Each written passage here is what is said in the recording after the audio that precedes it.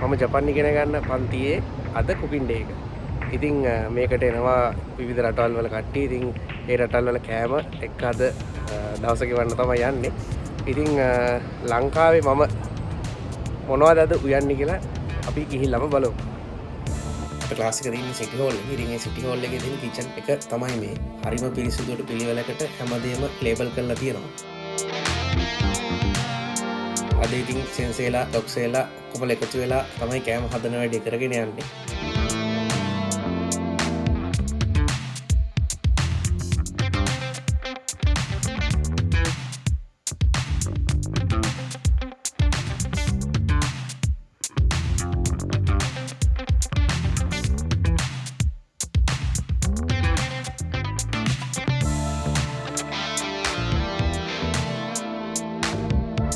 මෙන්න තියෙනවා ලංකාවේ කෑම එක පොල් රොටි තමයි තිබම හැදුවේ. පොල් රොටි එක්ක ලංකාවේ තේ සිලෝන් ටී.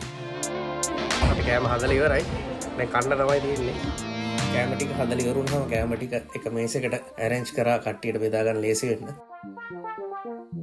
ඉතින් දැන් මේ පේනවා වගේ ගොඩක් කෑම ಜಾති කට්ටිය හදලා තිබ්බා. වියට්නාම්, චයිනීස්, ඉන්දියන්, පාකිස්තාන්, ඒ වගේම ජපනීස් කෑමත් හදලා තිබ්බා.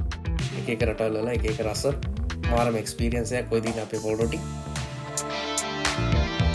මේ දින අපේ තේ. ඇත්තටම සිලෝන් ටී කියවම ජපානයේ පුදුම ඉල්ලුමක් තියෙනවා.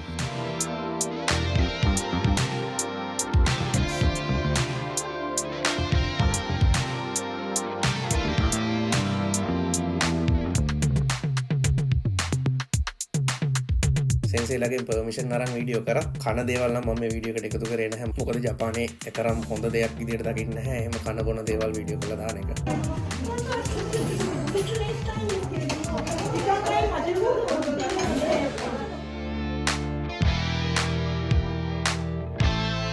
අන්තිමට කෑම හදපු දේවල් ඒ වගේම කෑම කාපු පිඟාන ඔක්කොම ටිකක් හොදලා අදාළ තැන්වල තියලා තමයි අපි ක්ලාස් එකෙන් එළියට ආවේ. ඉතින් ඔහොම තමයි අද දවස ඉවර වුණේ. Thank you මේ වීඩියෝ එක බලාගෙන හිටිය ඔයාලා හැමෝටම. ගිහින් එන්නම්. සයෝනාරා.